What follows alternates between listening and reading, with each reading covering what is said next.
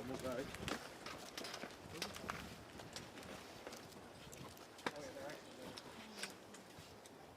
Well, good morning, everyone. My name is Robert Garcia. I am the ranking member for the Oversight Democrats.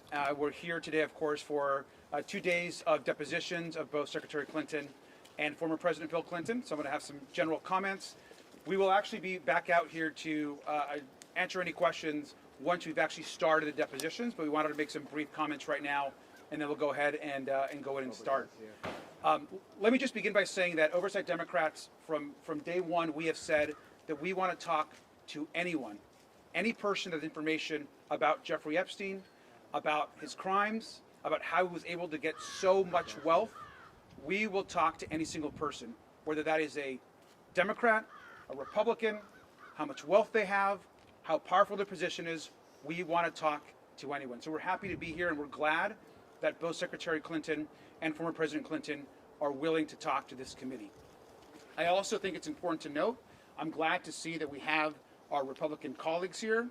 As a big group of them, I wish they would have joined us at the Les Wexner deposition, but I'm glad that they're here now to get questions answered.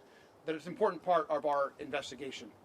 Let me just add that as it relates to Secretary Clinton, who's here today, she has been very clear. She's never met Jeffrey Epstein. We have no evidence of her having any interactions with Mr. Epstein. And so I think that's important to note as we walk into this deposition. But I also want to say, which I think is very important, that at this very moment, the Department of Justice continues to lead a White House cover-up. And we're going to be demanding, even over these next few days, that the remaining files that have not been released get released to the public.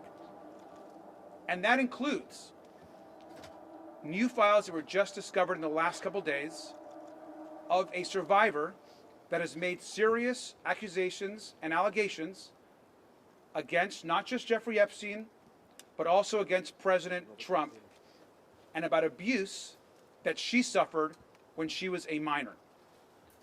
We have seen the DOJ files and the archive manifest that clearly shows that the interviews and information around this survivor have been removed and are missing from the DOJ files. Where are these files? Who removed them? Those questions have to be answered.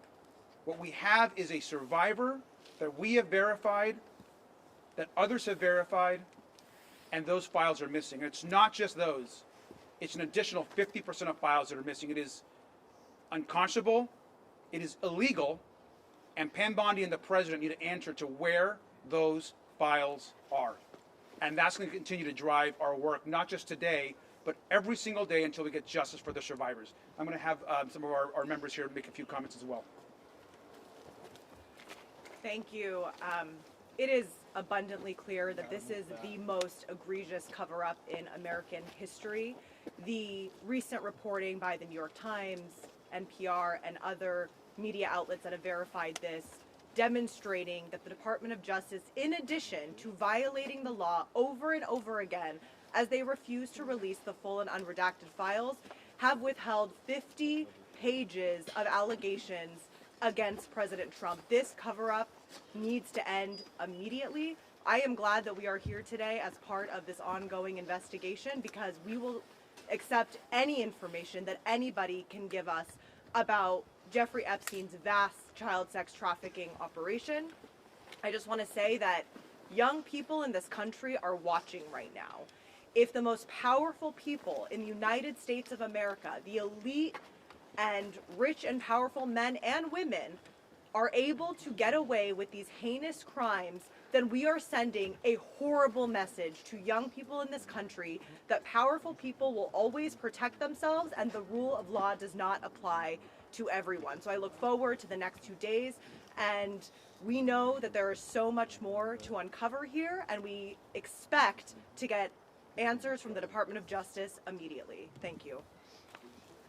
I'm Congressman Suhas Subramaniam. We're here today in New York to talk to Hillary Clinton, and tomorrow to talk to former President Bill Clinton. I want to make clear that there were no Republicans in Ohio to talk to Les Wexner, who bankrolled Epstein's fortune for the most part, and allowed a lot of his crimes to happen. Yet Hillary Clinton, who maintains that she doesn't recall meeting Jeffrey Epstein, is here today, and we have a lot of Republicans here today. That underscores to me the partisan nature of what some of the Republicans on our committee and in Congress are doing, and the way they're approaching this investigation. And meanwhile, they're not holding the Department of Justice accountable for breaking the law over and over again. There's 2.5 million files that have not been released, and now we're hearing and seeing evidence of some of those files, including accusations against President Trump. We know that there are other information in those files that clearly is not about protecting victims, it's about protecting people who committed crimes. And so we, as Democrats on the Oversight Committee, are going to continue to approach this investigation in a nonpartisan way, because all we want is the truth, and we want justice for the survivors, and we want to make sure this never happens again, no matter how rich and powerful the perpetrators are.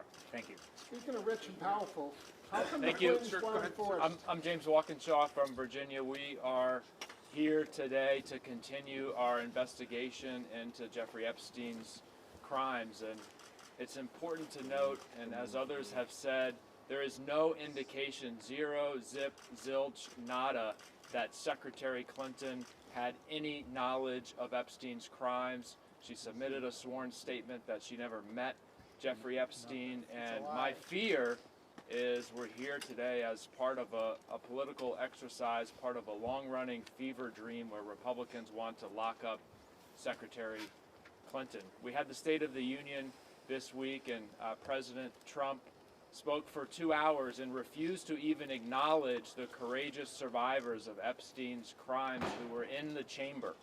He wouldn't even address the issue. His Attorney General refuses to even meet with the survivors. So we want to conduct a serious bipartisan investigation. I'm glad that President Clinton will sit down with us tomorrow and answer questions about his relationship with Jeffrey Epstein.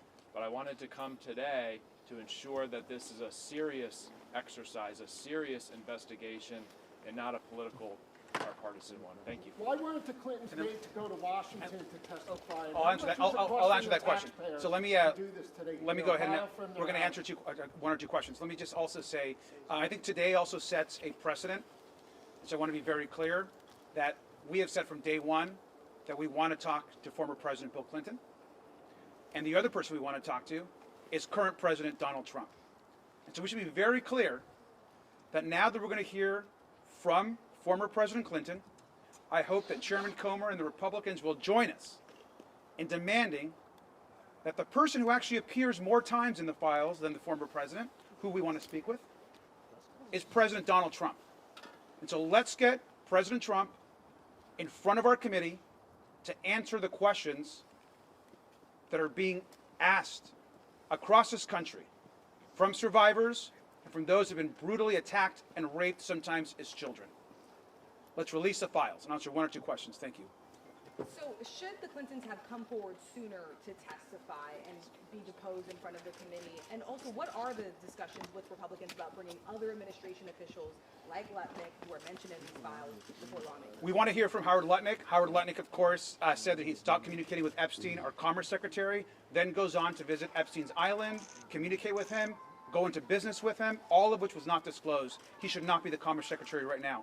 As it relates to the questions about the location was selected by Republicans. The majority controls where and how these depositions are done. We want to continue hearing from folks. Just a question. What could they possibly ask Hillary Clinton all day? They've mentioned Maxwell at the wedding.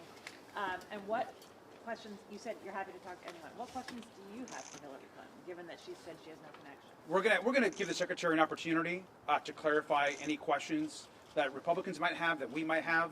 Look, if she has any information that could be helpful to the investigation, we want to hear that. And so we're going to find out here. And we'll report back what's actually being asked. But broadly speaking, anyone that has any information, whether they're Republicans or Democrats, we want a nonpartisan investigation, and that's going to include ensuring that President Trump comes before our committee.